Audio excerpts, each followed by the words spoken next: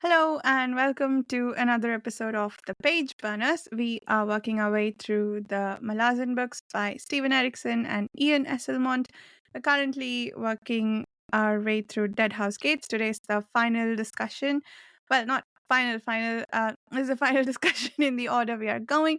There will be one more spoiler discussion that we'll post the following week where we'll talk about full series spoilers. I think we already recorded that episode, so we largely stuck to spoilers only from the Malazan Book of the Fallen. We didn't spoil anything from the ENC Esselmont books.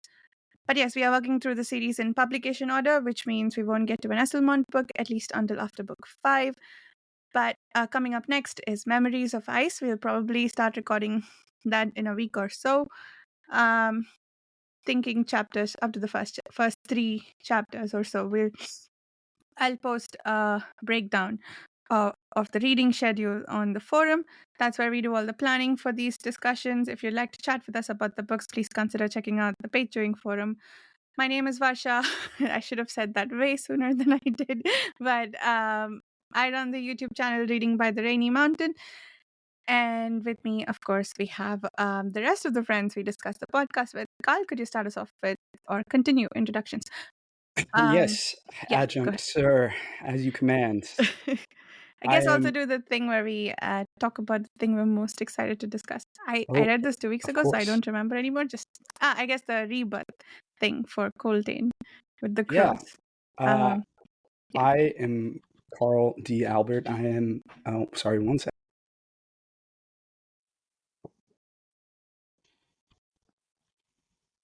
All right, while Carl figures that out. He's Pardon back. me, Go there was ahead. an interruption. I am Carl D. Albert, author of Truth of Crowns and otherwise layabout. No, I am currently sick, so if I sound like I've been smoking 20 packs a day, that's why. It was a lot worse yesterday, so I'm glad I can actually function right now. And the thing I'm most excited to talk about has got to be, oh man, what did I say before? I don't remember. I'm excited to talk about the interaction with Lecine. I think there's a lot going on there, and I've been really hard on the Kalam subplot, but the payoff I think is worth it. Fun. And Shannon, you're muted. If I'm you're Shannon. Talking. Okay.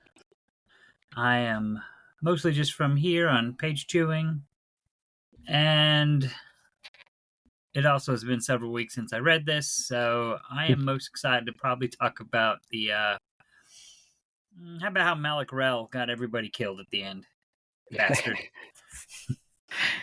Yeah, that's a good topic. I can spend hours on that. Jared. Reporting for duty, adjunct. I'm Jared, Fantasy Thinker on YouTube and on Speculation Podcasts and other fine podcasts here on here with PageViewing.com. And I'm excited to talk about the end of this book specifically. Yeah, I don't know. I like the interchange between Kalam and the Empress. I thought that was I thought that gave us quite a bit of information about some of the past doings of the Empire that we hadn't been privy to before. And so I really enjoyed that. Very nice. And Dan, who actually read all his chapters this week and is not just here to tell us that he didn't. Yeah, I did read all these chapters. I don't know when I read them, but at some point I did. So yeah, I'm Dan, and I'm most interested probably in talking about, I don't know, how I recollect these books and how I thought that things happen in this book but don't actually happen and are actually in different books, and the timeline that I thought I had in my mind was very different than what it actually is. Yes, that is a very interesting topic. I think that could apply generally to rereading, because I find myself trying to figure out what I remember versus what I read and why they're so different every time whenever I reread. So, yes, with all that said, I think where we left off last Mhm. week was not last week, a couple of weeks ago, when we last published an episode, was the crucifixion of Coltain. And from there, I think, well, a lot happens. You think that that's the climax and nothing worse can happen, and then worse things happen. Well, not, I don't know. I don't know if I'd call it worse, even though it was an entire army versus the slaughtering of Coltain, but there is something to that, to the Yeah. tragedy of each thing that makes them different. I feel like the Coltain one is bigger in magnitude. We can talk about that, but yes, the next thing happens is I guess the fallout from that. I And guess, can I ask about Coltain's death and like all the crows that come to pick him up, right? To get his soul, right? But why why so many? Like, okay, I get that it's because, they need to carry his soul, and his soul, I guess, is stronger because he's getting close to ascendancy or something. I think it's mentioned before too. But why is he close to ascendancy? Do we know? my impression was that it's just his deeds during this life brought Okay. him close to ascendancy. Like he's done such valorous things or Hmm. such noble things that he's getting close to ascendancy. Okay, The like being a good general, and yeah. I see. Okay. And beyond that, I mean, it is then the reaction of his, like the people around him to his deeds Mm-hmm. that have elevated him. I mean, he's become this mythic figure that he's known throughout continents, plural. Not just in the Seven Cities, but all the way over in Darujistan, right? They sent the Trigol Trade Guild, so that there's just, like, you can imagine, millions of people who now know this guy as this absolute icon. And so through words and actions, and then through the belief of the people throughout the world, he has become elevated in some way. I mean, this is something that I think is never spelled out. Malazan's magic is less a system and more a story. And so you kind of have to, well, I think you can see a through line of sorts. It's not explicitly spelled out, and it's not, once you reach this level of believers, you cross over into ascendancy, right? I see. It's not a Sanderson level, hard magic system in that regard. So it is kind of like Sure. it's sort of like a feedback loop in a sense, but the more you do things, the more people become aware of it. You're famous, and the more. So, like, if he did the same things, but nobody was aware of him, I guess he probably wouldn't. Yes, probably Oh. if it wasn't witnessed. That's a key term throughout this series, and Coltain was it was interesting because I think it has a lot to do with what Kyle said with the belief, because there's a a cult of hero worship that follows him and comes around him, and even the gods rely a lot on belief and belief in them, and so, and their power seems to be related in some manner to that, so that the more that people believed in Coltain, the more he got closer and closer to being, that level of ascendant that could eventually happen. Makes sense. Interesting.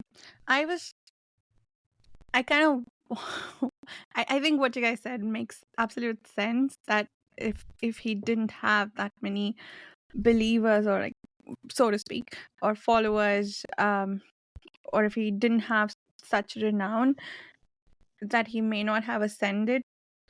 But I kind of like the idea that it was just what he did that got him there. which I think is not necessarily true. And this is a theme that Erikson comes back to explore in later books for sure. But just doing it without being known for it would give you the same level of greatness, or does it? Is it great in and of itself, or is it only great because people know of it? Yeah, that's an interesting question, because it's somewhat less palatable to me that the Ascendancy is because of everybody knowing what he did. It's But not I just think that's knowing true. though. Yeah. Yeah. Or It's, being aware, or like yeah. appreciating. Yeah. It's more that what they believe that what he did, they look at on it as something to worship, something to, you know, it's more than just like just knowing about it, I think. Yeah, I mean, I think his actions are core to it. That he did it, and it was so extraordinary that in a way he sort of rewrote reality and has now elevated himself. I mean, it is ultimately through his actions. I'm not sure if we ever see an instance of someone ascending by doing something great and no one hears about it. Because I do feel like, I mean, maybe we'll see, right? Maybe something will come up and we'll be like, oh, look, you can do it that way.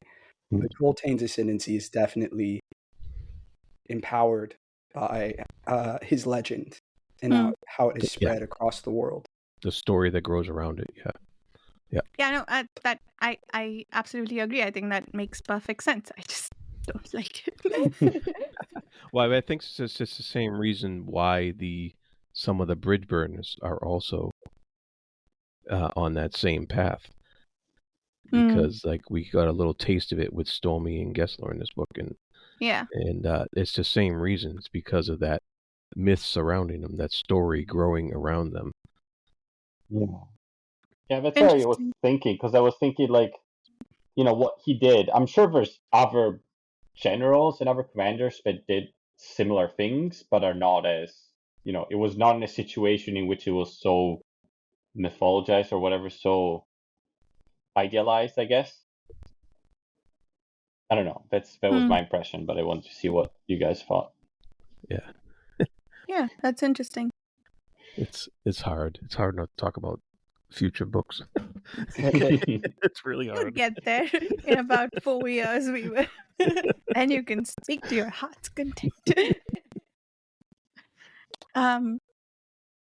Yeah, I think Gessler and Stormy, they were minted by their ascendancy through their what's what I'm looking for?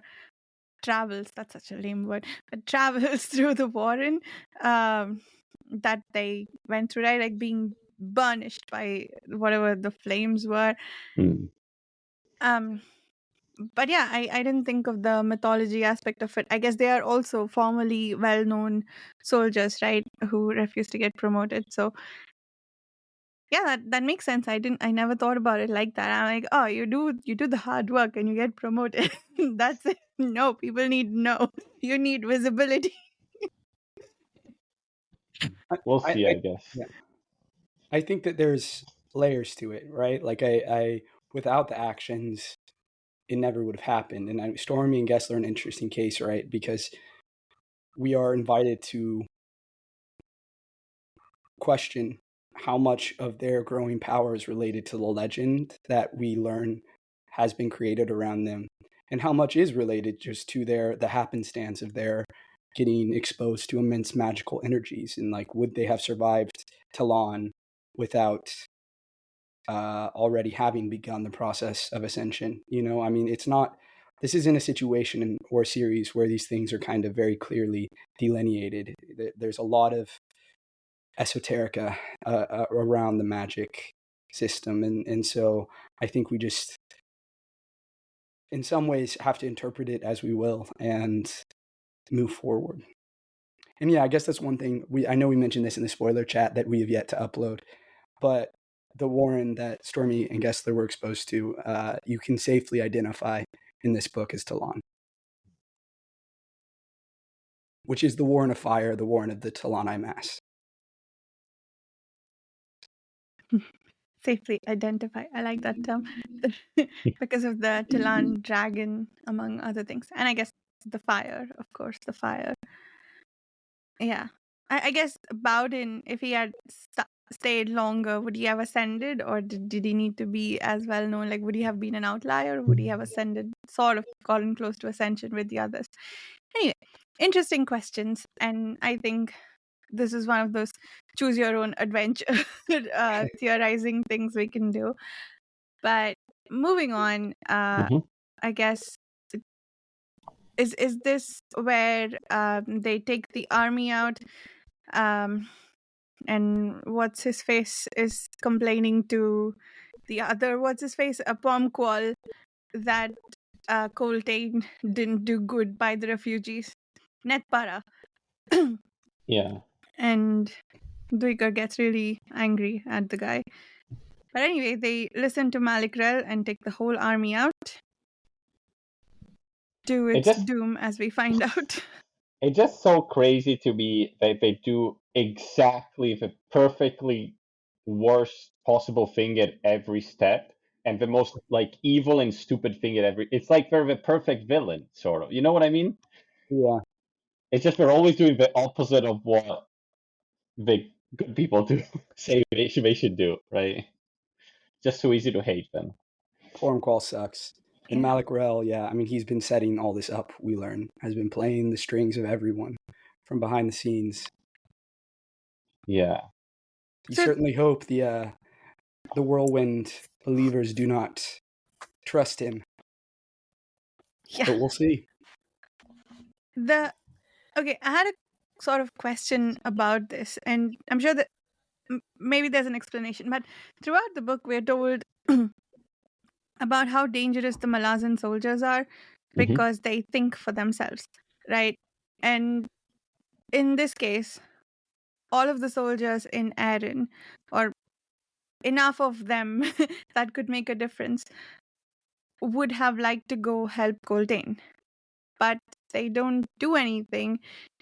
Do you think they believe that Pomqual has a bigger plan, or I'm wondering what's going on there. Why were they okay to let them be slaughtered in that manner?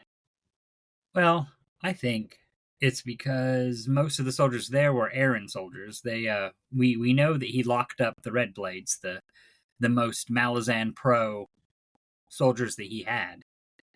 So I think that's because these weren't really Malazan soldiers. These were all Aaron soldiers, and you're right. Like the problem is they follow Pomqual, even though it makes no sense and it's to their detriment, and then they all get killed because of it. I do feel like they're described as like, you know, if they're described like, oh, everyone wants to help, and they're fighting at the, I don't remember what's the saying, but you know, like they really want to go out and help. And even I don't know if even opening the doors to the refugees, was that even against the command or something, or I don't know. Yeah, I think they were asked to close the doors, but then they had to pretty much hammer it down. Yeah, I don't know. So I feel like they all wanted to go and help, it seems. Yeah. Right, and we are told that the Malazan soldiers are different in that if they want to do something and they think that is the right thing to do, they might actually do it, right? Like, think for themselves is more than just, oh, I wish things had gone differently. It's actually going and doing it. I think that's a bit of mythologizing around them. I mean, I think there is some truth to the idea that they are more independent thinkers than your traditional soldier, but they're still soldiers, and there's still a chain of command, and they have to follow that chain of command or else there are consequences. Literally, just military functions do not work if you do not keep to the chain of command. That's why mutinies are such a big issue on a ship or wherever, is because once you've done it once, you've opened the door. It can happen again and again and again. It's the same thing with revolutions. If you coup a king once, what's to stop the next king from being couped, right? You establish a precedent, and that just leads to chaos. So I think they wanted to do it, and in their small ways, they kind of push back, but they ultimately are still soldiers following orders. I mean, think about in Gardens of the Moon how the bridge burners, who we've led to believe are relatively heroic characters, go in and we're totally cool with doing a terrorist attack in Darujistan. Like, sometimes they just follow orders, and maybe they feel bad about it. Maybe they think, I don't know, this is the best thing, but they just do it because that's what they do. They're soldiers. And I do feel that independent thinking is almost more driven by their... I imagine it's actually like less about the moral compass driving them to go against orders and more about how can we facilitate these orders in ways the commander is not intending. So I think of like the sappers and the engineers throughout their, the campaign in this book being really secretive and not telling everyone what they're doing, except maybe Coltain, and, going and doing all these great imaginative traps for, the rebels. And so that, to my mind, is more of a kind of what it really means on a practical day-to-day in that way. But I still feel like they are like you'd have to be pushed really far to completely revolt. Again, think about how it literally took Dujik, one arm being outlawed, for the bridge burners to fully turn against Lecine, even though they all hated her guts and thought, she'd killed the emperor they worshipped, and, any number of things, right? Even though she'd done all these things that they thought were like morally repugnant. And again, it turns out in the end that that's all part of a larger plan. We learn, right, that Lecine intentionally is outlawing an army because the Malazan forces, like the Darujistani people, the Darus, are not going to agree to team up with their would-be conquerors. But if this is an outlawed force, they can team up, right, and to face the greater threat of the Panian Seer and his hordes. Yeah. And I want to point out, when I said they were following Pormclaw, I didn't mean to chase after Corbola Dom. I think they wanted to do that. I think they wanted revenge for Coltain. Mhm. I'm talking about specifically the order to put down their weapons and to surrender. That was the thing I can't understand why they would do unless they were just following orders, because it goes against their very perseverance. Like, to just lay down your weapons and surrender yourself to an enemy like that. And since we're talking about this, though, I do want to... The one great thing that came out of all this was at least Nethpara got his throat kicked in and died. That made me so happy.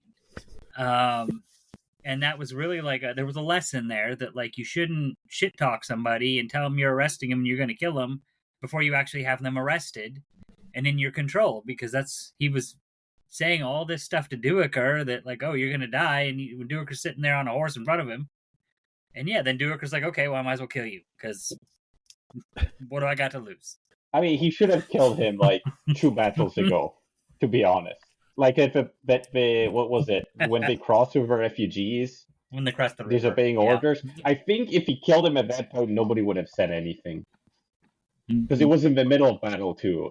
I don't know if we would even have noticed, but yeah.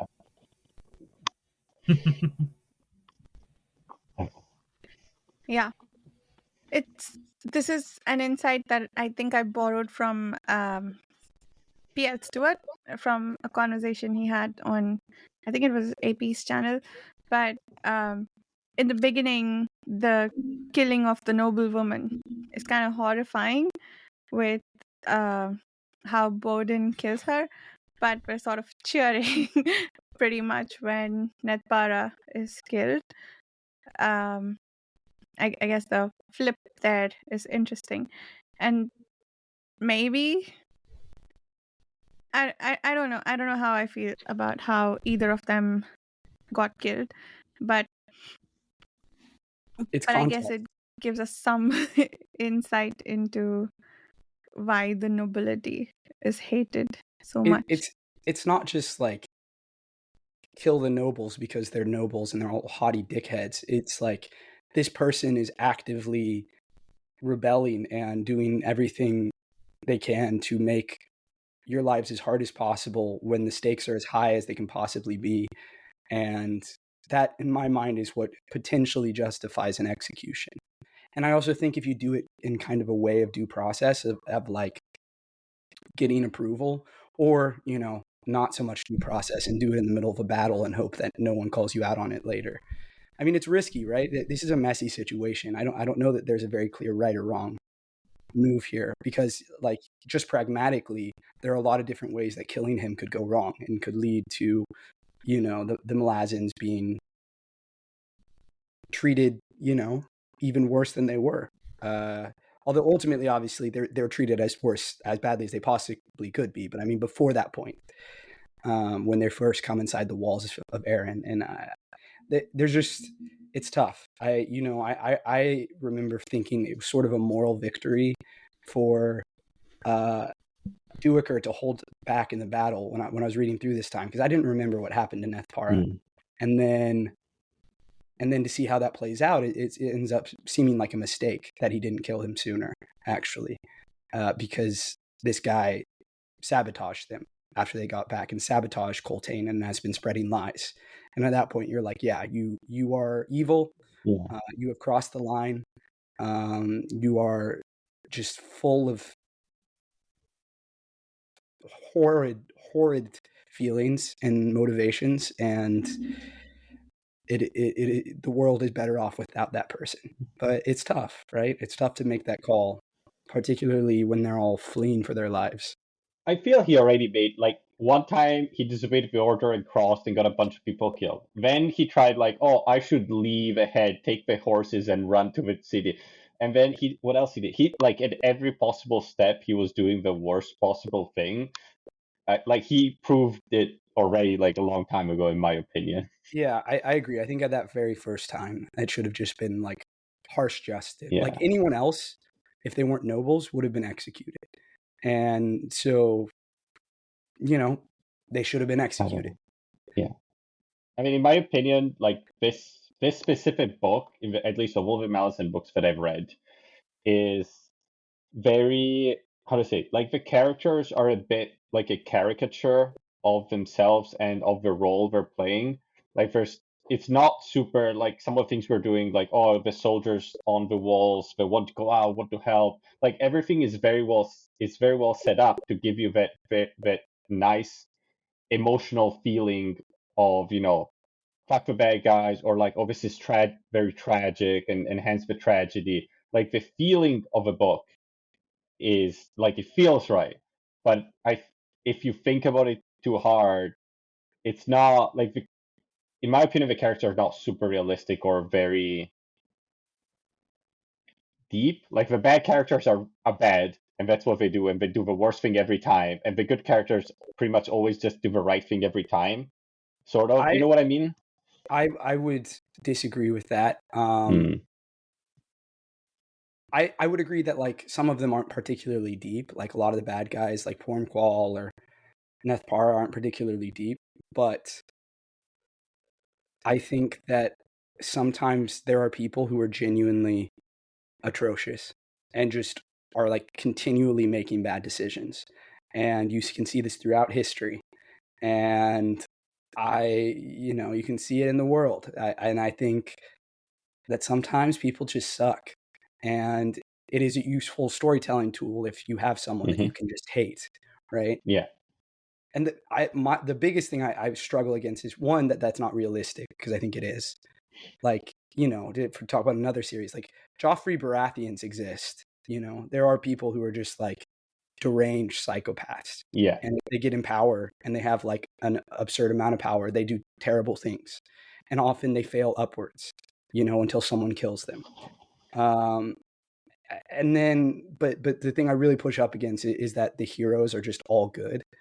You know, I think that they do some really rough things over the course and make some decisions, like whether or not to kill Nethpara, that I think are debatable, right? Like, I'm not sure that that's the right call when he did it versus when he didn't do it earlier or anything like that, you know? I think that there's a little more room for nuance there. And I do feel like the heroes in particular are more complex. But I would agree with you that in general, the bad guys in this book are two-dimensional. Yeah, I don't know, but it is. I'm not saying it's bad, because it's like, it's very satisfying to read, and it's very, like, the set pieces are very heroic, and it's very tragic when the bad things happen at the end. it gives you, at least to me, it gives me the emotional satisfaction reading this book, but it gives me less of a thinking about it and sort of thinking about the characters and how they evolve and stuff like that compared to some of the other books in this series, as far as I can remember, or what happens. Yeah, that's fair. Yeah. So I hear you about that. It makes you wonder how deep couldn't you go with all these characters? How deep can you go with rounding out even every single crappy noble that they run into? That's like you guys are saying, there's been tons of historical cases of crappy nobles who do really bad things. The Russian nobles did it for thousands of years before the communists rose up and overthrew them, and it's right. It's and you don't really hear about their good sides, in any of the history books. And the one thing you got to remember about what Erikson is doing with this story and a lot of the other books is it has a kind of historical perspective when you have Duiker as one of your main chroniclers of what's going on here, and that's kind of the viewpoint you got to take towards it, is that it's kind of a record, and it's going to be a one-sided record depending upon which side is doing the chronicling. And so that kind of makes sense in that aspect of it. That's True. A good point. I think it does. Yeah, you're right. It does make me feel a lot like that, early, first half of 1900s historiography, in which the historians try to put a moral narrative or a sort of narrative into the history of things, compared to the more modern one, in which you're okay, why are they more pragmatic and less judging why things from a moral standpoint, these people were barbaric tribe, and that's why they were strong if they attacked the civilized people, and then they became civilized, and then they became weak, and that sort of narrative that doesn't exist in the current history, but it would exist in past history. Yeah, but it does feel like that. I think, this book has a particular tone, that to me feels quintessentially Malazan, but also is a little unique. I mean, every book in the series is kind of its own unique beast in that way. But I think to get to that sort of complex perspective you're talking about, I mean, I think we've already seen that even more so in Gardens of the Moon, where pretty much all the characters existed on some form of gray morality, right? And even the villains had their much more humanizing. I think of Adjunct Lorne, who you absolutely can sympathize with. And it's just, she unfortunately changes, she fails to change. She cannot make that last jump, and she dies for it. It's a morality tale of another sort, right? She's this tragic figure. And, I think eagle-eyed readers will notice that, we have a new adjunct who's been kept afar from us, right? And who we have every reason to think kind of sucks. Adjunct Tavor, she's coming. She's gonna, seek out blood and fire for what has been done to the Malazans. And we'll have to see, right? Is she Lorne come again, or is there something else, something more to her? What is the depth of her character? Yes.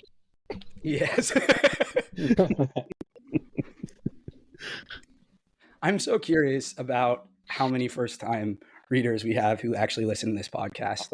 I that's one of the things that I'm I don't know what our audience is, who are we dealing with here? So if you're a first-time listener, first-time reader, please comment on the forum or on one of the YouTube videos where these are posted. It is posted all over the place. Let us know. I really want to hear from people who this is their first time through. If you just happen to stumble across and are listening with us, because I would love to know how much the way we're speaking about it affects someone's read through on their first time through. Yeah. And if it feels like we're spoiling things or anything like that. Is there anyone even listening? I don't know. Barsha, what's the stats? So Jared listens to every episode that comes out.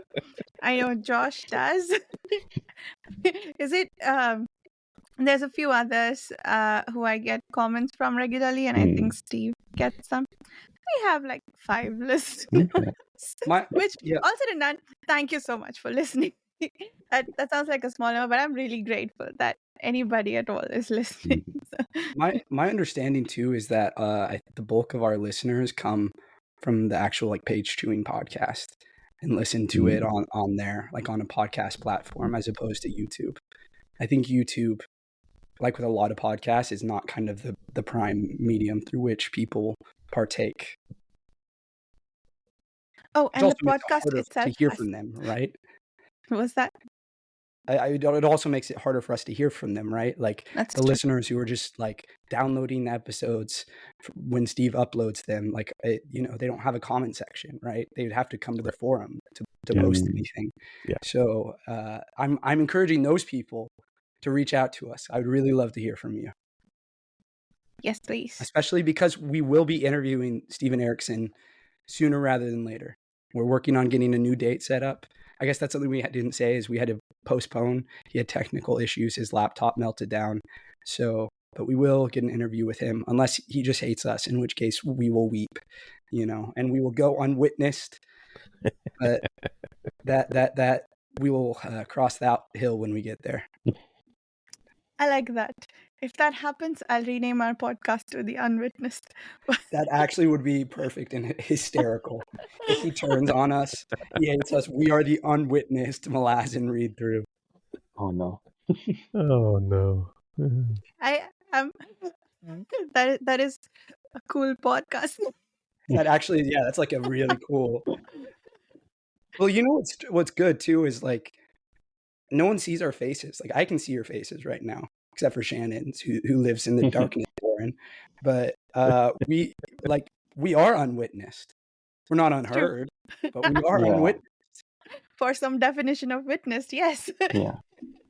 It could be nice though. We can have like a sort of narrative that Steven Erikson hates us, and then we can sort of, build upon that, have some controversy, right? Do some social drama. Yes. Yeah. We already wanted to be the podcast that makes people stop having those what's the phrase? Parasocial relationships. We destroy that in people. So the next step is to be the controversial Steven Erikson hates us podcast. Like we read books and make authors hate us when we talk about them. We even like the books, but the authors hate us anyway. That's just how terrible we are.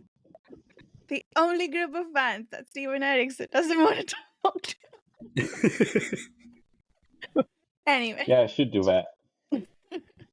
I forget where we were in the order of chapters we were reading off of. So should we I guess we were logically on track to talk about Malik Rel. So Shannon, do you want to kick us off with that? You're muted if you're talking. Sorry, there you go. So,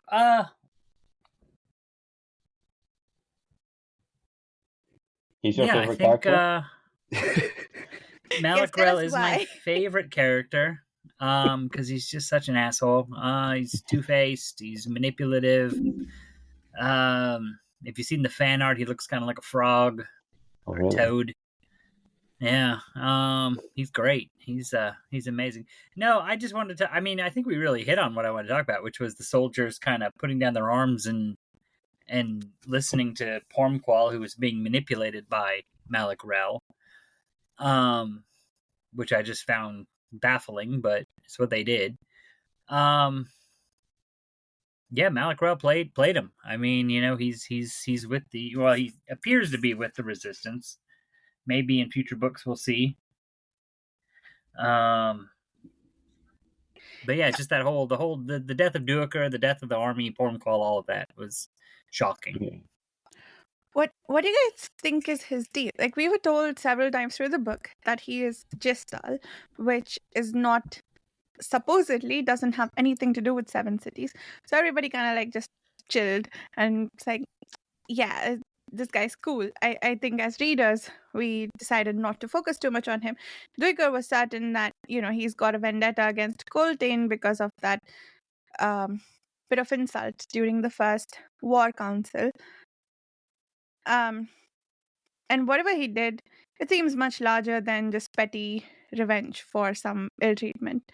He there's two possibilities here, right?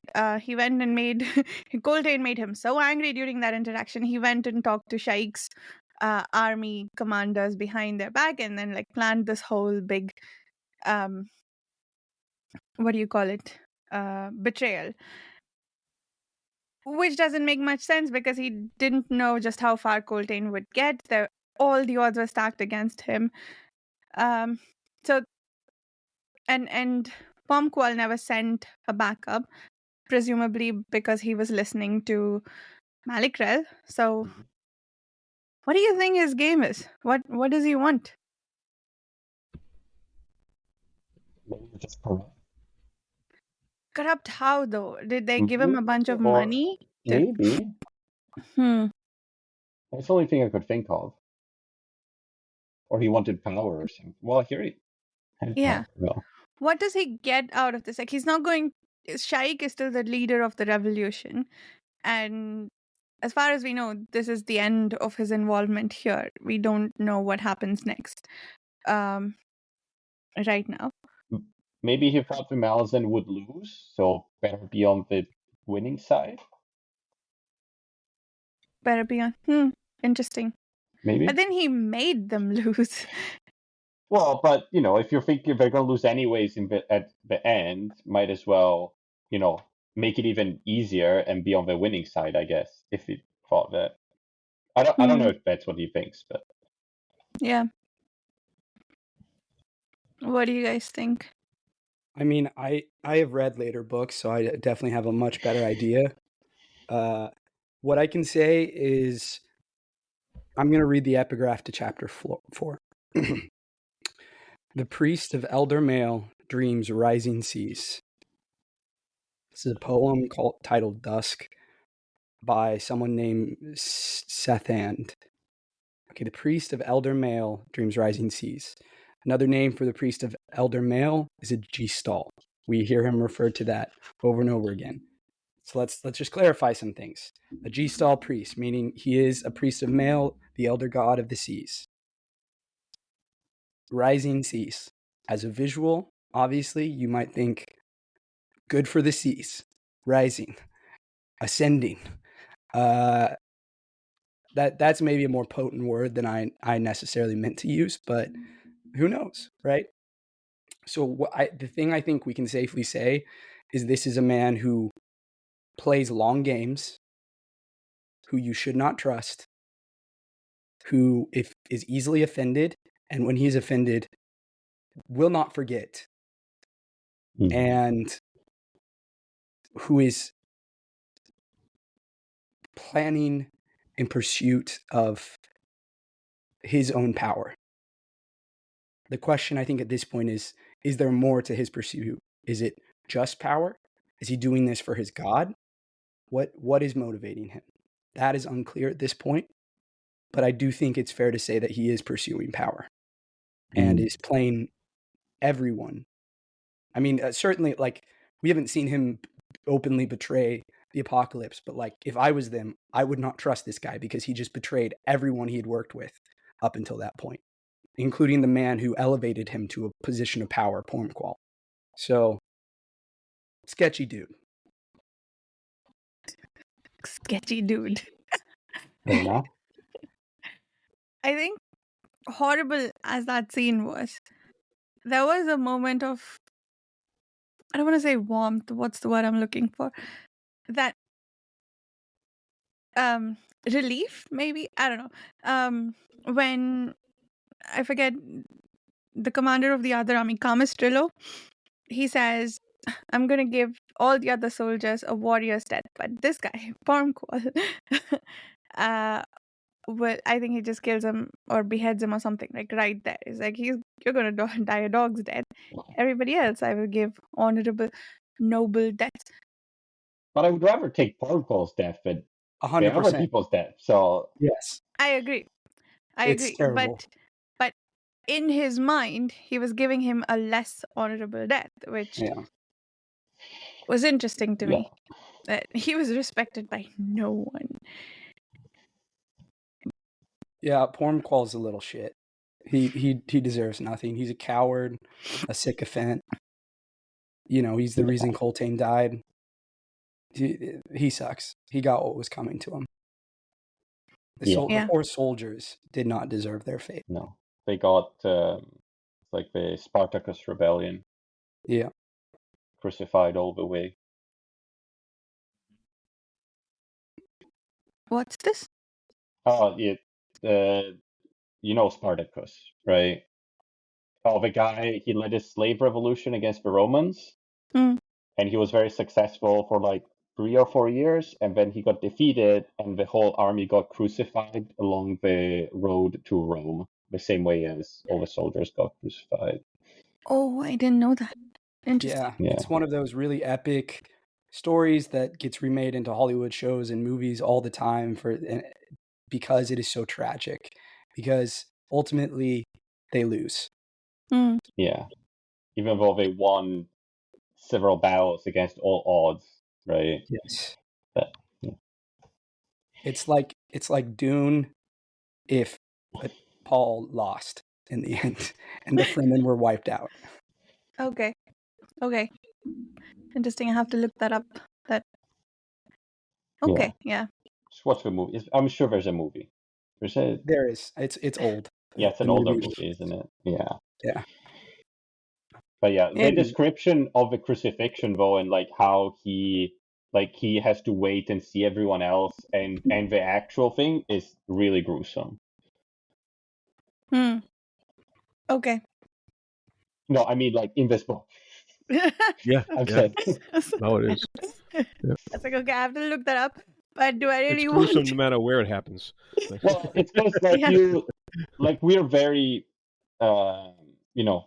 aware of crucifixion because of Christianity. You see that everywhere, sort of, depending on where you live. But you don't often stop and think about exactly what happened, right, and how bad it is, right? Yeah. It's like, oh, the guy got crucified, and he did it, and this whole thing. But it's like Yes. it's not great. I agree. That But it was sounds a awful. common pastime in Rome. Yeah.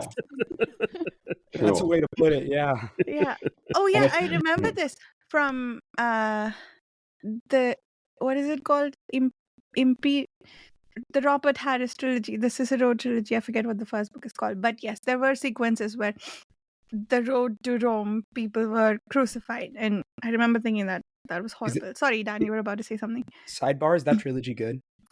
I liked it. I enjoyed it. I wouldn't reread it, but I enjoyed it. I learned a lot. I remembered stuff from reading Julius Caesar, the play, for school for 2 years. I reread that play like 4 times. So it was fun to, because it was for my board exams. It was fun to revisit all those characters from a different perspective. So yeah.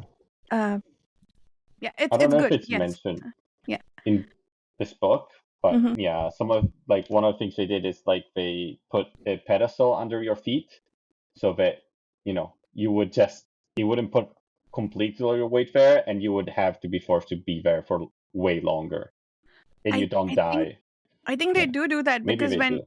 with Duiker, they said something about the pedestal. Maybe they had him there for a long time and then they took it out, but there was something about where he was standing, if I remember correctly. Let's pause on that, on Duiker, because I think he's worth mentioning. This guy who seemed like he was going to be a survivor to tell their story, and then he gets crucified and seemingly dies. We see his body. But then later, when some fellows come by, I'm blanking on who it is. Stormy, Gessler, and Truth. It is Stormy Gessler in truth. Yep. They come by and he is not there, although all the other bodies are crucified. So the question certainly is, what happened to Duiker? And that is an open mystery. Yeah. At Well, this point. Stormy and Gessler saw something, and then Baruch's Bokarala servants took the bottle that Duiker had. And Yep. I don't remember where that happens in here exactly. Was that from the bottle from the Trade Guild? Was that given to Coltain and then Coltain gave it to Duiker? Oh. Yes. And that is what had his spirit in it. The bottle. Like the one on the necklace? Yeah. Yes. Okay.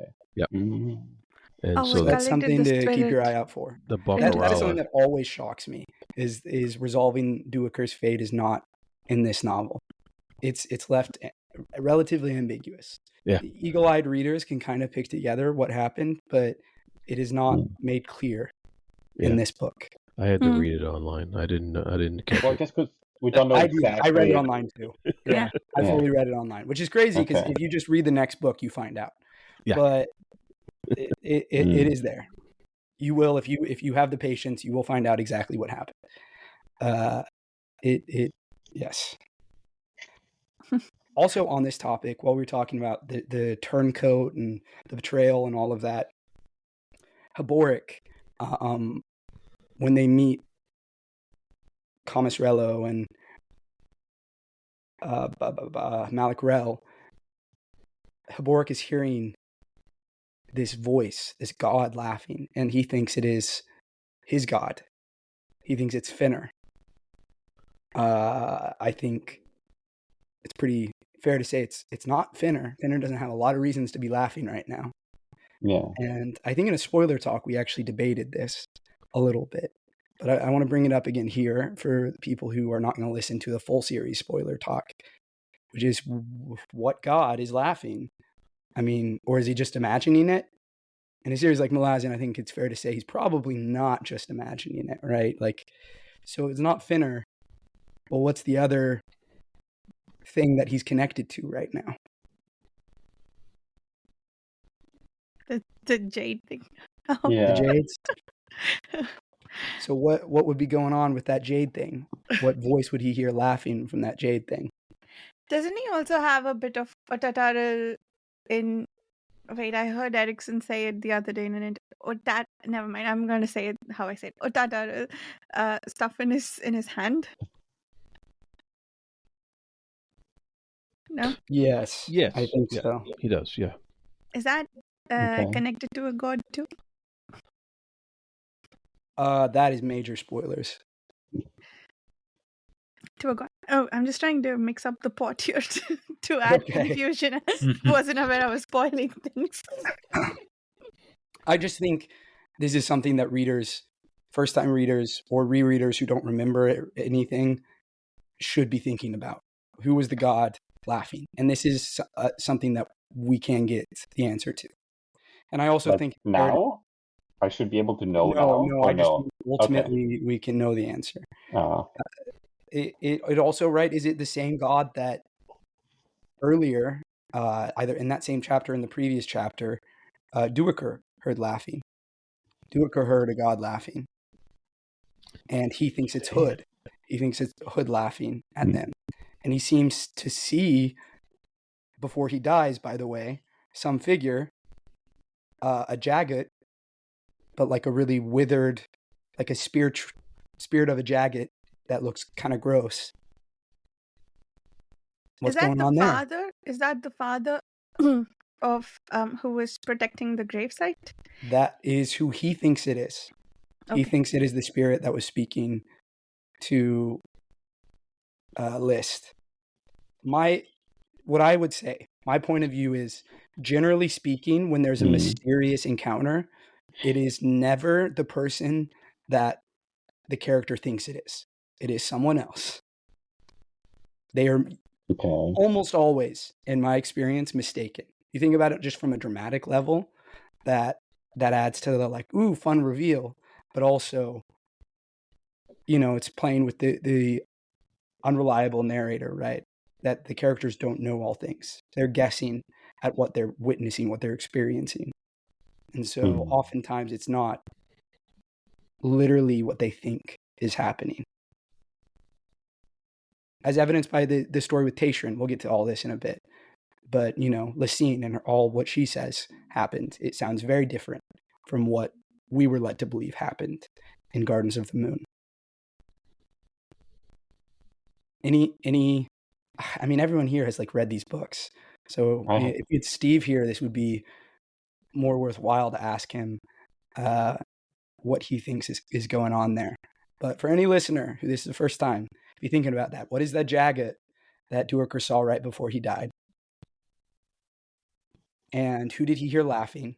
He thought it was Hood. Do we think it was Hood? And then is it the same god that Heberic heard laughing? Is it just Hood? Are they both just hearing Hood laughing? Heberic isn't dying. Is it male? Because we know, the Gistal, Malik serves male. Or is it someone else entirely?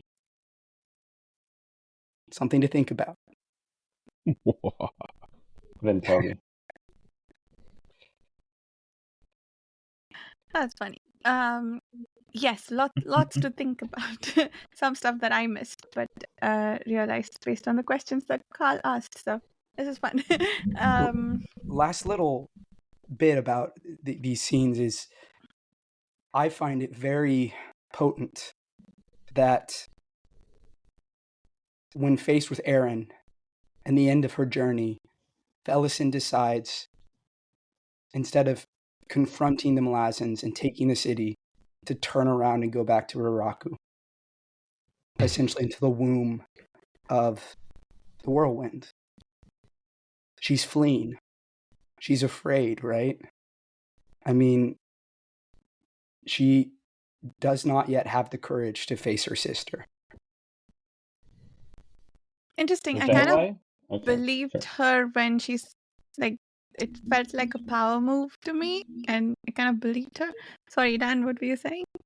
No, I was asking if that's the reason why. I don't know. I'm not sure. Well, her army travels via Warren to learn that Dom. She learned that Dom did not take Aaron. Yeah. And that's when she returned to Raraku. Yeah. Okay, interesting. I thought, doesn't she say something to the effect that she'll choose the ground where they'll fight, and that's right. what she'll do? She did, yeah. Okay, I didn't realize she was sort of turning tail. I thought she's just I'm gonna go back where I am powerful. No, that's what she says. Wait. Yeah, absolutely. That is her pitch. I think that's bullshit. I think she's scared. That's fair. Nice. I think she is scared of having to actually unleash what is around her. And she's scared of losing. She's just a child who's been clothed in a god. Wouldn't Shaik be able to take control though when she wants to? Because didn't she take control at some point previously? It felt maybe. I don't know that she can fully possess her. Okay. I think, we talked about this before, but I think a lot of Felicin acting differently is her intentionally putting on a role, in the same way that she acted differently after entering the mines than she did in the prologue. Okay. But there must be some part of a god there, right? But yeah, absolutely. For sure. It can influence her, absolutely. Okay. But if it was the raw spirit of the whirlwind, I have to imagine they would just charge into it. It's uncontrolled. It's frenzied. That's its very nature. Whirlwinds don't retreat. They don't turn around. That was Felicin deciding to turn around. Yeah.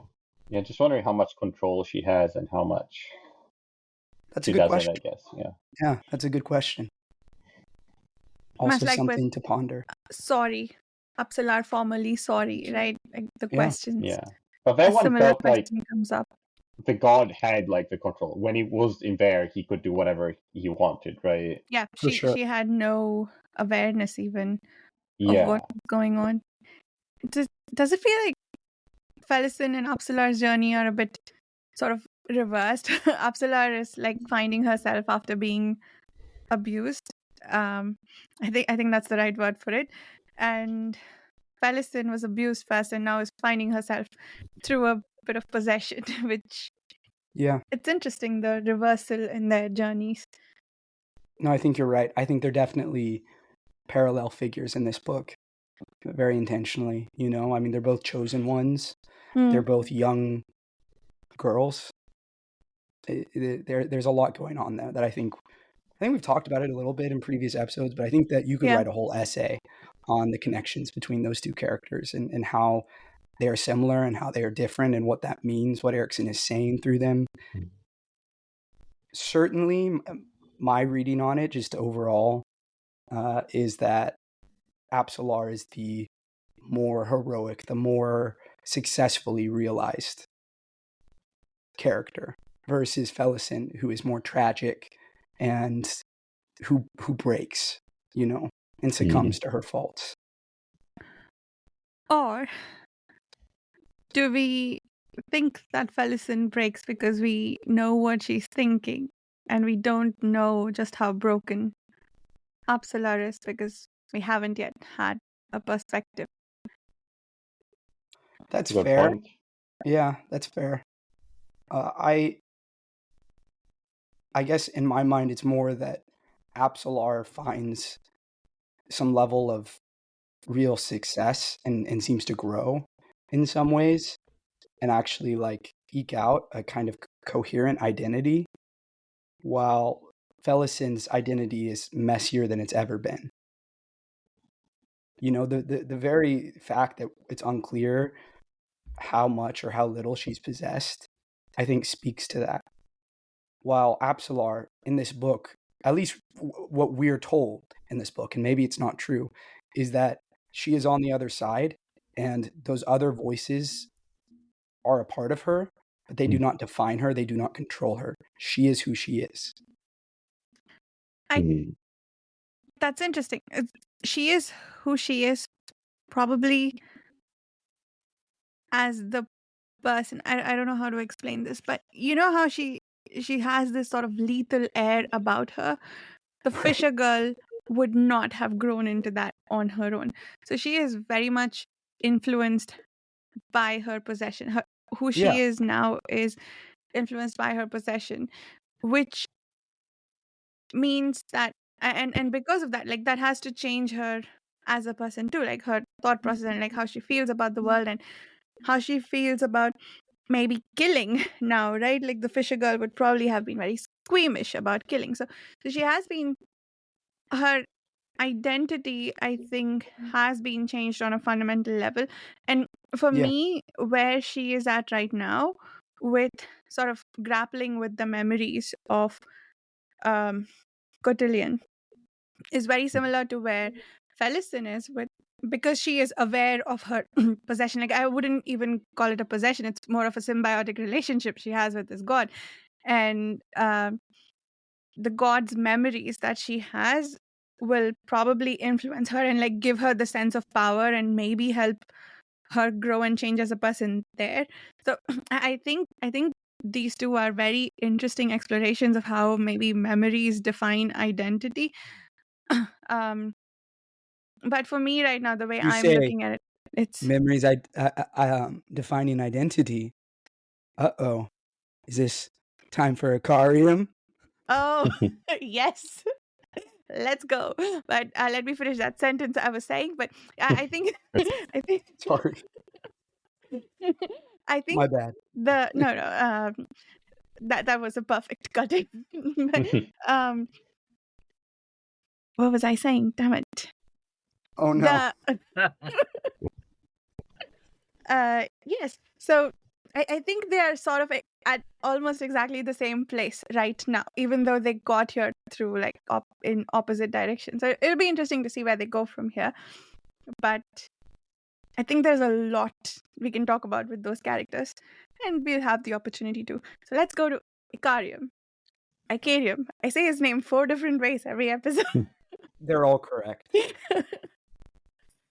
So yeah, I didn't think of that. Memories defining identity, and why didn't I? Or it wasn't a well defined thought, but that is great with Icarium and loss of identity because of loss of memories. Interesting. I loved Mapo before these scenes, but at the end of these scenes, he always skyrockets to the top of my favorite characters. He saves the dogs. He has these potions that he could use to help himself or to help Icarium, but instead he gives them up to save dogs that would die otherwise. Just what a heroic, selfless act. Absolute GOAT level. Like, he is the man. Mapo Trail, Mapo Runt. Yes. What a guy. What a guy. What a player. What a player. He's a liar. The best liar I've ever known. Yeah. Oh man. Yes, I love Mapo. And Icarium's basically unconscious at this point in the story, right? Okay. For most Yes. of it, yeah. And where are they headed? He takes a ride with Stormy, etc. But he drops off right after healing the dogs. He's like, "I'm gonna go here with my friend. Can you drop me at the stop, please?" No, Hey, where or are does they? he go on with them? I don't remember. Is it the Jag Odon? Well, he says Hmm. there west of here lies the Jagodon. Yeah. Icarium's like, yes, I feel very close this time. Mm. And Mapo's just like, yeah, okay, pal. All right. The cycle continues, right? It's so tragic. Yes. They're like, they're doing this all over again. They're back where they started in So- page 1. Did Mapo realize that his memories of his village being killed are fake? I'm trying to remember. Did It's he? not his memories that are fake. It's that Icarium was not the one who killed Yeah. the villagers. What he had been told, he walked into a village that was massacred. Oh, that's He what was happened. Okay. told Icarium did it, and he found out that was not the case. It was the nameless ones. Okay. So did Icarium ever kill anyone in like that way? I guess we don't know. We only know that example. I think we do know that he did. Didn't okay, I don't remember how much we find out. Dan, what do you remember about Gothos and his relationship to other people in the book? We It's find just that an out. exam or something. No, because I don't want to say there is something I know about him. I don't remember whether we find out about it in this book. No, we It's do. like playing Hanabi. You tell me Yes. what you know, and then I'll give you more information. We find out Gothos is the father. Okay, good. Oh, yeah, that one. I couldn't remember Ding, if that ding, was ding, this ding, book. Yeah, Gothos, who we will see writing a bunch of epigraphs. He's locked in the Deadhouse. That's where we meet him. Yeah. We meet him when Fiddler and co go through the Deadhouse, and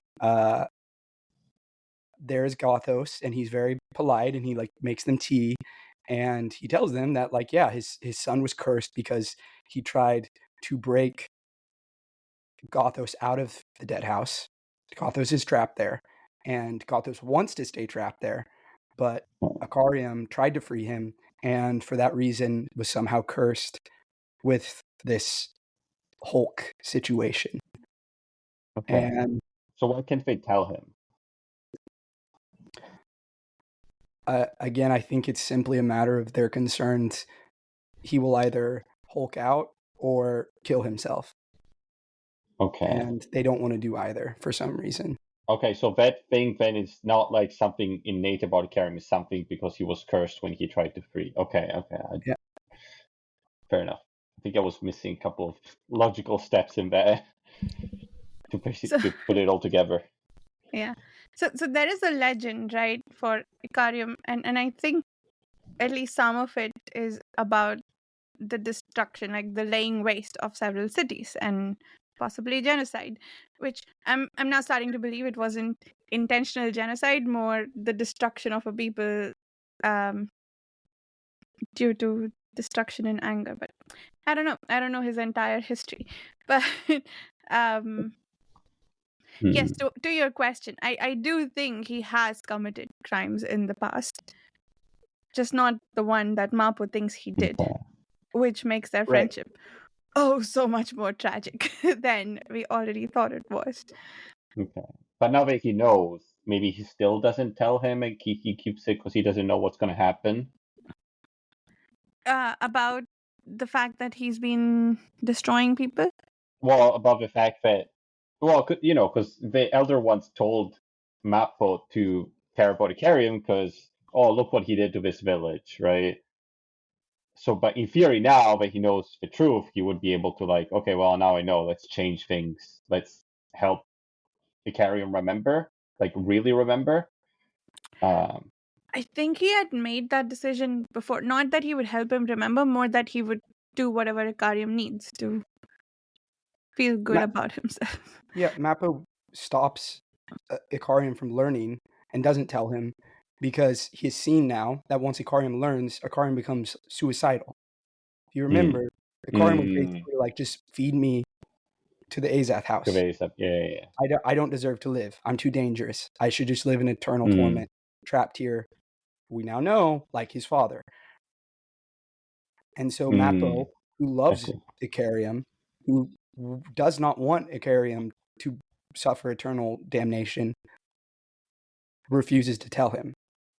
Because Icarium does have a heart, right? Like, he feels bad.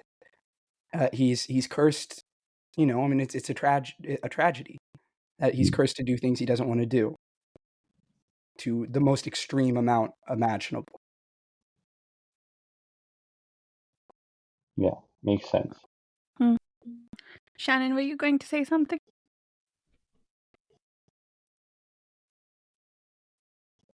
No, I wasn't. Okay, cool. Just want to make sure. Yeah, so I think he's not going to go give him all his memories. But I don't remember if he talked about that time when he says, I think it was in these chapters actually, when he tells Icarium that that the city was leveled because you did it. You were the one. You built this clock and you leveled the city, right? Was it before or after he decides that he needs to go to the Azath house and sort of give himself up? That was before. Okay, it was before, right? Okay. Yeah.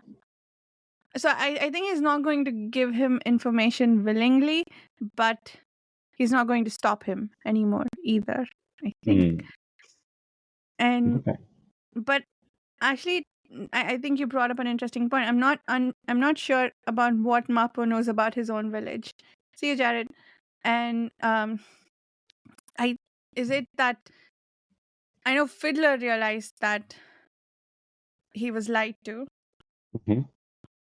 but does Mapo know? I thought he did. I thought he was thinking like, now I know.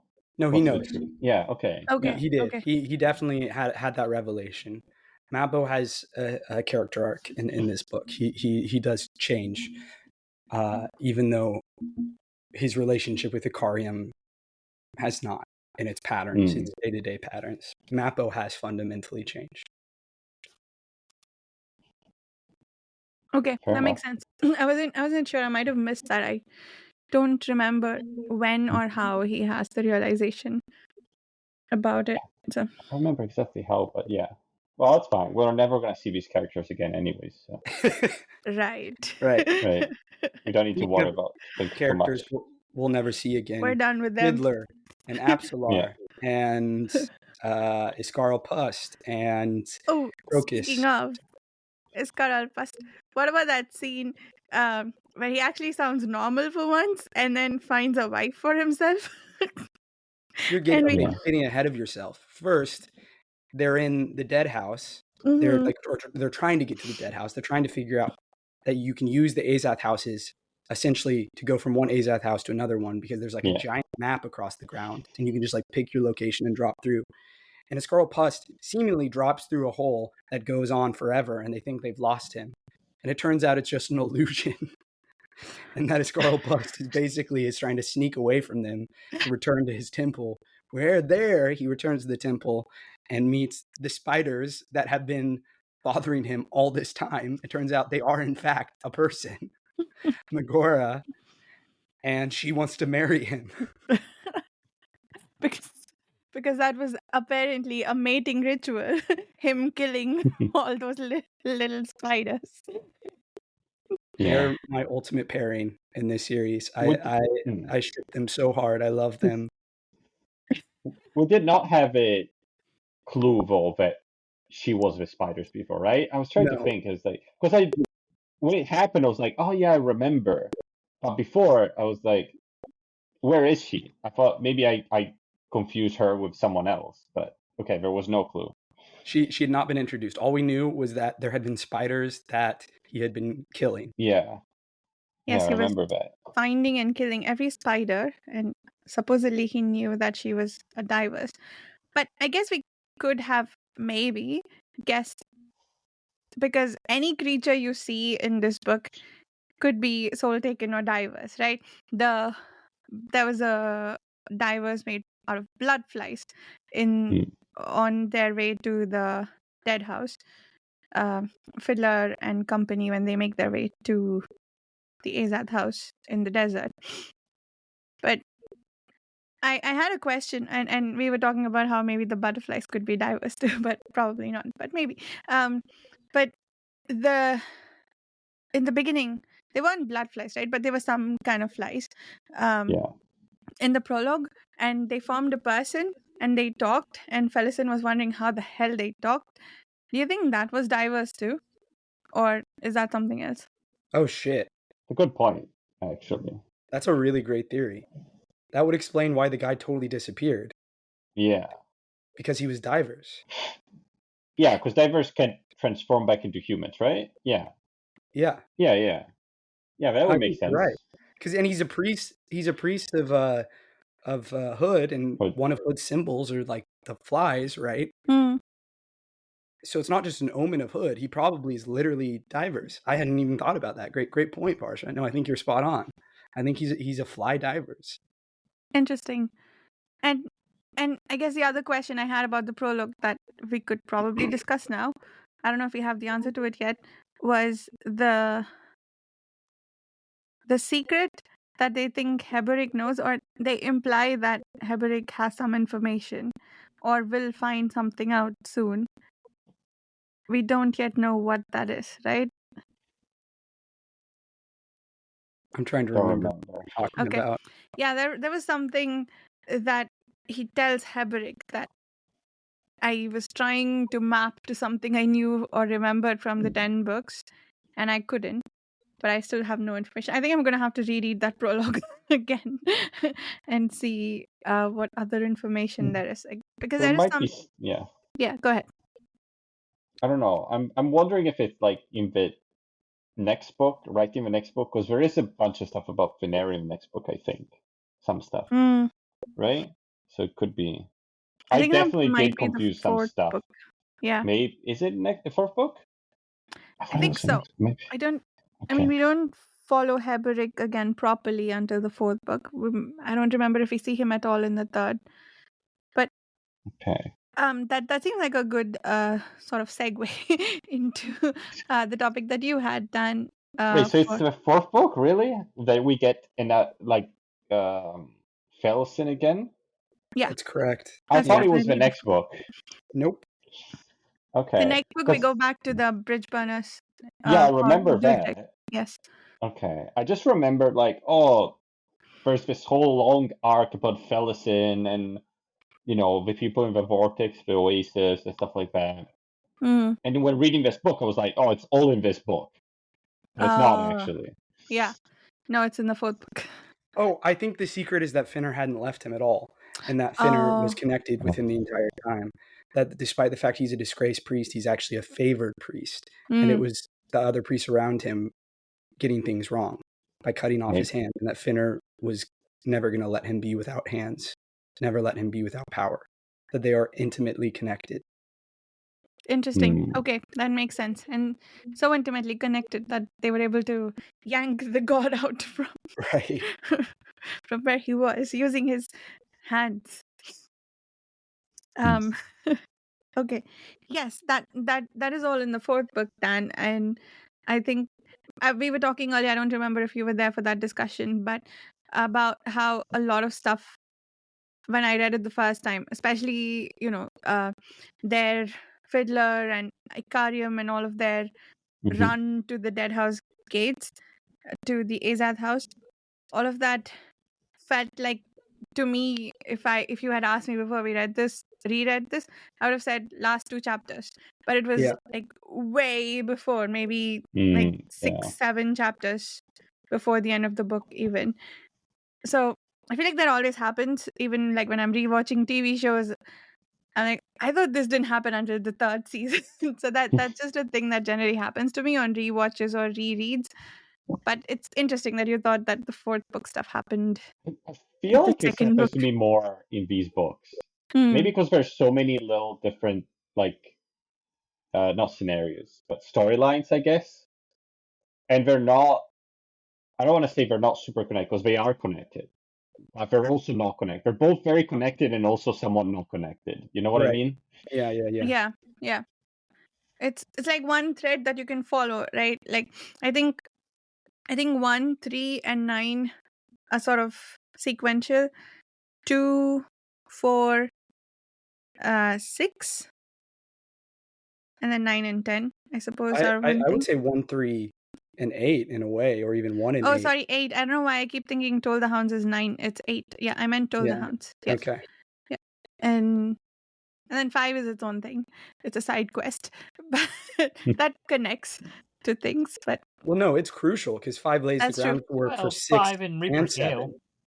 5 and Reaper's Gale. Yeah, 5 and 7. Yeah. Yeah, okay. The I structure was of this. also thinking, even in this book, like the story of Mapo and Icarium and those guys, it's kind of separate from it, like from the story of Coltain, and it's also kind of separate from the story of Felicin. Like they are connected because they are events that happen between and they sort of affect each other, but they're also quite compartmentalized, I guess. Yeah. So it's kind of like I group all that storyline together, and then I forget that it's actually separated into different books. That I didn't realize. Yeah. I think I don't know how to do this very well, but I've heard Erikson talk about how he organizes chapters by theme, and like he's exploring a particular theme in each chapter, or even in a book. Like we talked about the thematic parallels between all the storylines several times over the course of these discussions. So I think the connections are very abstract. Like they do all, I guess, come together, but even within each book, I guess sometimes the connections are abstract. They're there, but they're hard to find. At least for me. That makes sense. So, do we want to talk about the last leg of this journey, Kalam? Yes. So we open up with him. We skipped him. He's actually how we open up chapter 21. Just kicking ass. I mean, he just goes like full anime character, like just tearing through all the grunts, and it's pretty badass. It's not my favorite thing because I just don't care that much about like long sequences of people just murdering other people, but it's cool. He's cool. And then we get to what I do love, which is his confrontation with Lecine. So we talked about this a lot in our full series spoiler chat the other day. So I want to open this up to you, Dan, about your thoughts about that scene. Yeah. Well, one thing.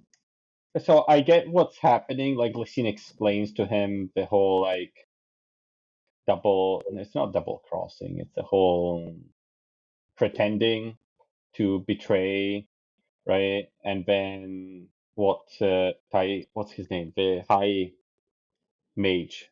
What's his name? Tashrin. Tashrin? Okay, Tashrin. Yeah. So I guess he's going kind of like a bit too hard on things. But it's not like Lecine's order to do exactly everything that he does, right? So I get all of that. And then what I wasn't sure, I guess, maybe is why didn't Dushek tell the bridge burners about this plan? Because he kind of just sort of tells them like, "Oh, do your own thing," right? Because he does talk with them, doesn't he? I Sort think of. he's giving them a chance to leave if they want to leave. And then, that story continues in book 3. So we'll see how that unfolds. Yeah, but if he knows that Lecine doesn't want to kill all the bridge burners, why does he tell them, "Oh, you can leave"? You know what I mean? But does he know that she didn't want to kill the bridge burners? Though I think the Yes. outlaw thing was deliberate; they were in on it. But Yeah. this bit was her chasing. Sorry, right? She knew that there was a possessed person Yes. in this group, and I guess she sent Tishrin. But I don't think anybody else was in on it. Oh, you think maybe Ducik doesn't know that part of the plan? I Yeah, think that so. part I Yeah. agree. I think is compartmentalized. But no, I mean, I think the reason Dujic doesn't tell them that he is collaborating with Lecine is because he knows they're about to face an almost suicidal battle. I mean, Yeah. we haven't fully gotten to explore it. I think this will become more clear as we read book 3. I know you've read it, but Yeah. the enemy they're facing is like an apocalyptic threat. It is extreme. So if they want to get out, now is a good time to get out, and it's I guess. better But to what not have about them feel like yeah. they're still doing military orders, But what about the rest of his soldiers? He didn't tell them to. Did he tell them they could leave? I can't remember. I don't think he did. But okay, so here's my understanding of that situation. He thought that Lecine did want to kill the bridge burners, Okay. and so he Yeah. was giving them an out. And only the bridge burners are interesting because they have legendary status in the army. Mhm. And so he was giving them an out to leave so that Lecine doesn't make further attempts to destroy them. I don't know how much of this has to do with the possibility of future battle. And I think the bridge burners would probably not bow out of that, as far as I know. Like, the dangers of the situation wouldn't daunt them, I don't think. But being destroyed by your own empress, maybe a little bit. Like, take the option to leave right? if you want. Exactly. Yeah. And I think that's why he kept up the charade, was specifically because he kind of wanted to give them a chance to get out. Because they weren't going to be scared off by, oh, this threat we're going to face may get us all killed. But if you say, well, the empress we're serving may hunt you to the ends of the earth, then like that's a pretty good reason to get out. Yeah. And so that's why, kind of does. And it's interesting, circling back to actually Fiddler, and that Fiddler decides to re-enlist at the end of this all, that he's not going to go on with the 2 teenagers. He's not going to retire. He's not going to live a quiet life. He feels like he's not going to go back to the bridge burners or what's left of them. He's just going to join the revenge campaign. Tavor's revenge campaign is what he decides to do. Yeah. Yeah. So did you catch that Tashrin did not actually intentionally obliterate the bridge burners and all the people and like Tattersail's boyfriend? That was all an accident because Nightshell attacked him. Yeah. I got that. It's which is interesting because of how the first book is really portraying that as like, you're never thinking that's not what actually happened. Right. Right. Everyone's pretty convinced. Yeah. Yeah. And I guess because we did sort of see it, like it is narrated, so you're like, okay, well, I saw it happen, so it must be true. Right. Right. Well, what we saw isn't untrue. It did the sorcery like did bounce off him and obliterate things, but it wasn't because he was like directly targeting shooting people. He was like just trying to survive, and the conflagration was so intense and chaotic that it led to like mass destruction. But it's sort of like we saw the description, and then we saw someone explain it, and our mind filled in all the gaps, and then we're Right. like, oh yeah, I remember that. That's what happened, right? There's a lot of that in these books, definitely, where like you see something, it seems pretty straightforward, and then it turns out you are completely wrong. And actually, there's a lot more going on. I do think too, I don't want to comment on Lecine too much, but I do appreciate that she is, after we've seen her just seem like incompetent and evil, Mhm. that we see that there are layers of depth to her, and like her Yeah. motivations are understandable. Doesn't necessarily excuse her actions, and it's still up in the air about just how good she is at her job, but she's not like completely callous and cold-hearted. Like she does care for some people, and she's intelligent enough too, right, to pull this whole fake out scheme on Kalam, which I love the reveal there that she was never there the entire time, and it's all just a corpse that she had possessed to talk to him. Yeah. I mean, it always felt like slander. I don't, I'm sure she knows what she's doing. Yeah. I thought that scene was hilarious, that she turns out to be a bag of bones. There's so many layers of funny in that, like not haha laugh out loud, but just amusing funny, that Yeah. Kalam backs out of that because it seems on the surface that he's just, he's been so well convinced by her that that he doesn't want to follow through with what he wanted to do. Like, she did such a great job convincing him. Oh, but turns out she's actually a bag of bones. She's not actually there, and he just can't be bothered to go find her again. Like, he's lost the motivation that he needs to go on that journey again. And and the fact that she, like, I guess the introduction to that scene, like making her seem so powerful, she's hiding in shadows and so on and so forth, and then bones. He was talking to bones. I love too just the detail of that. She uses shadow magic, which Yes, is the actually. magic of the former emperor, the now god of shadows, Shadow Throne and Dancer, right? Like, that's their realm, and she's using that magic. It's just, there's the delicious irony there. I agree. Yes, that is great. And what do you make of the fact that she wants Kalam to live? She tells Topper to call people off. He's like, nope, I can't do that. But doesn't mean that he won't survive.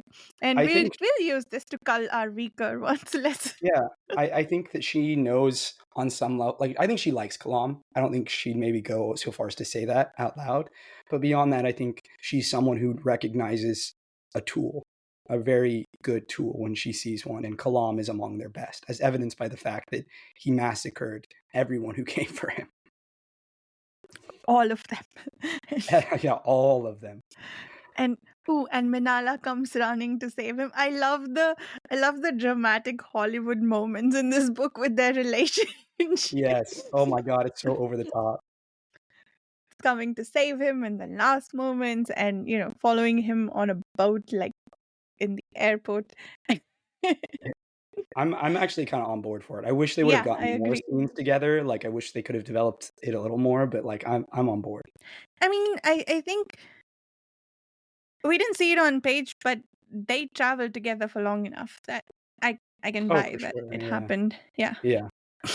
And they had good chemistry, and like, for me, what puts it over is that she leaves her family behind to relentlessly pursue this guy. Like, it's just like such a like Jane Austen sort of thing, like classic romance. Like, she's going to the ends of the earth. It's normally something that a man does for a woman, and so it's cool to see a woman doing it for a man. I'm on board. Yes, I like this. I like the last minute save, and there may be categories of criticism we could level at this, that it's not realistic and whatnot, but damn it, give me the Hollywood moment sometimes. Yeah. I don't care. Absolutely. Yes. Okay. What else? The final epilogue with Coltain's soul coming back to, oh man, a pregnant woman who's about to, I guess, destroy the fetus because it doesn't have a soul, but nope, Yep. it was just waiting for Coltain.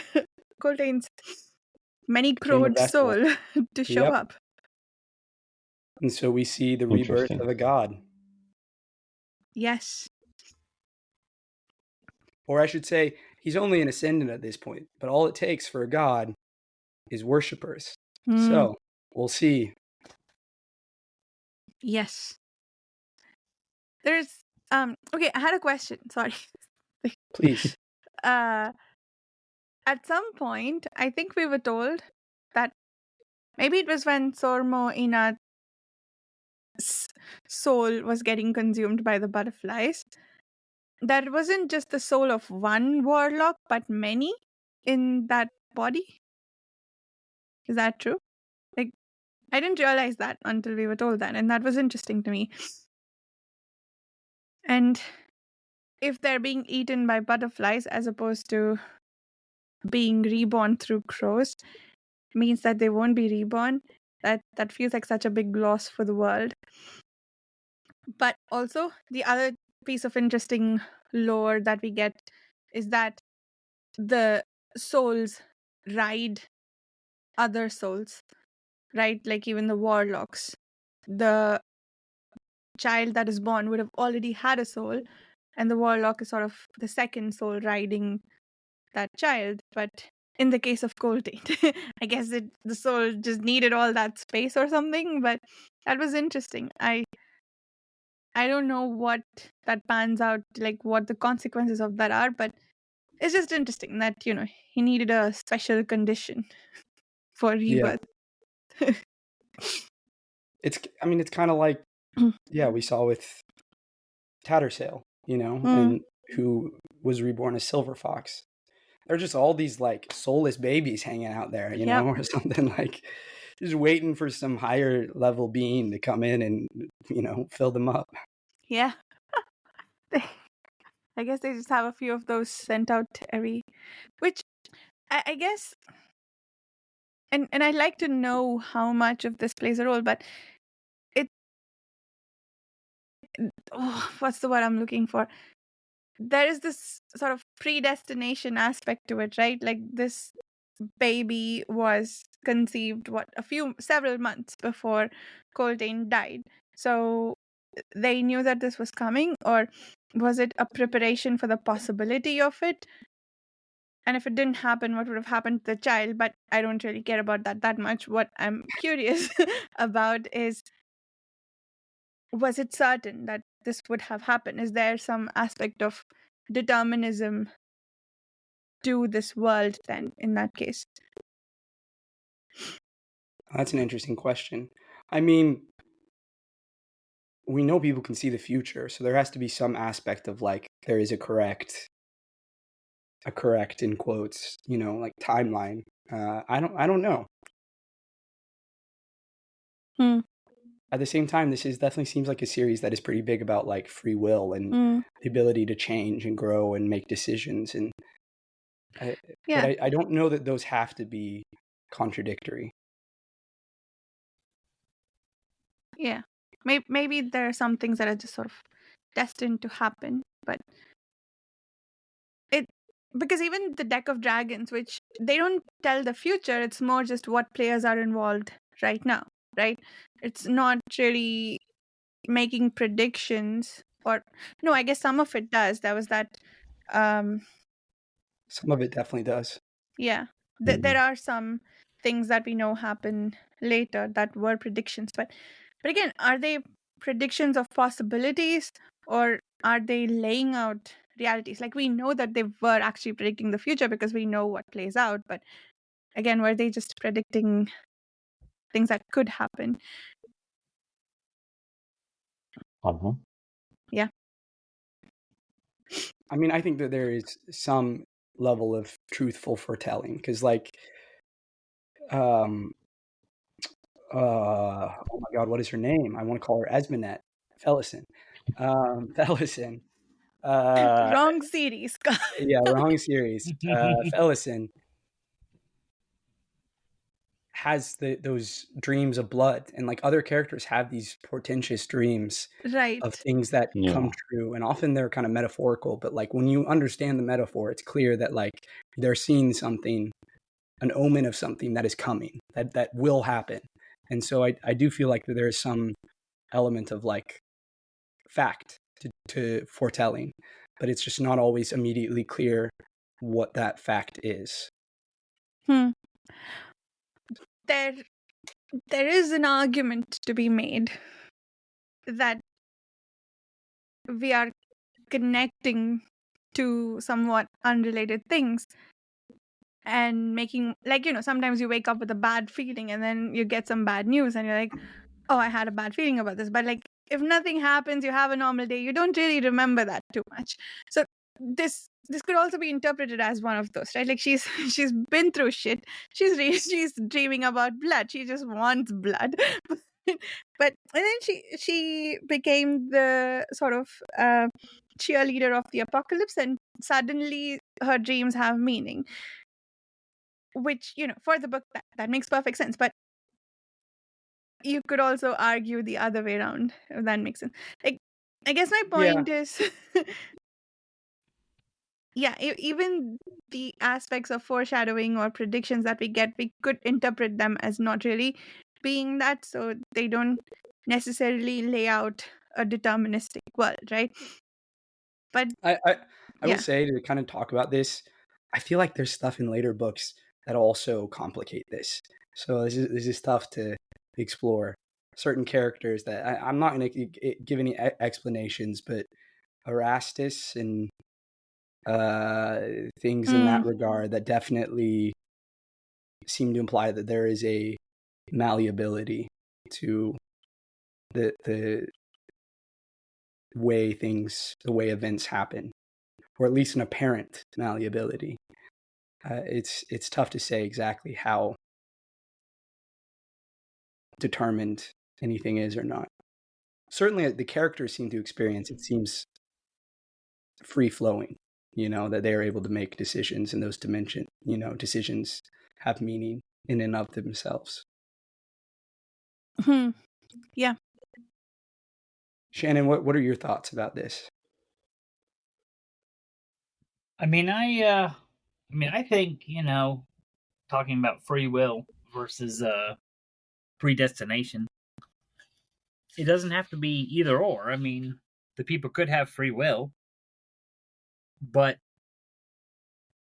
they're all going to a certain place through that free will. Right. And so perhaps, once you get elevated to that higher level of godhood or whatever, you can see that. But I don't know. A fourth dimension where they can actually see the flow of time. But we talked really about this so much when we read the other series. Yes. Cool. Anything else? Anyone have any? Shannon, do you have anything? Not really. Well, we did it, folks. That's book 2 in the bag. Yeah. I'm sad we don't have Steve with us. I'm curious about his thoughts at the end of this book. I know he really likes this book, so I know that much. We'll drill him through the beginning of the next discussion. Yeah, for sure. Yes. Next book is pretty cool, though, if I remember correctly. So. Oh yeah. I love Memories of Ice. One of my favorites. Yeah. Isn't there?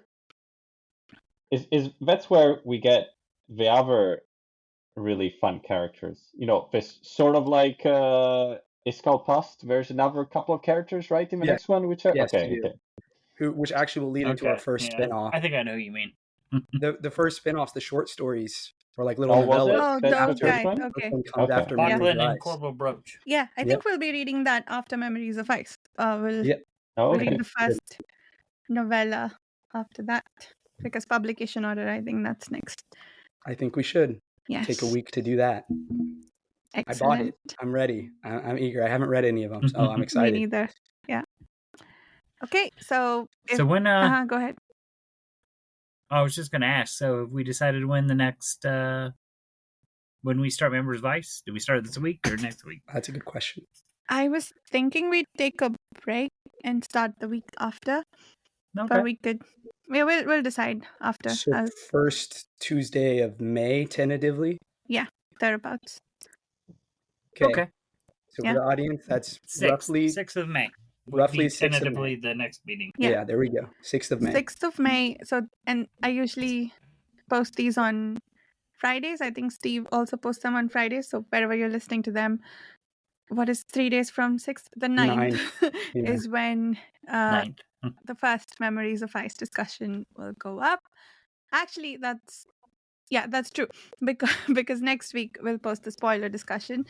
So yeah, 3 episodes from now. Maybe we'll have an Erikson interview sometime between now and then.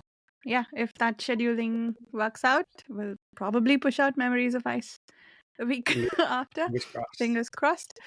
If our name changes to The Unwitnessed between now and then, you'll know why. Burned yet again. So yeah, I think that's all the bookkeeping stuff. Once again, if you'd like to chat with us about these books, please check out the Patreon forum. And thank you so much for listening. Bye.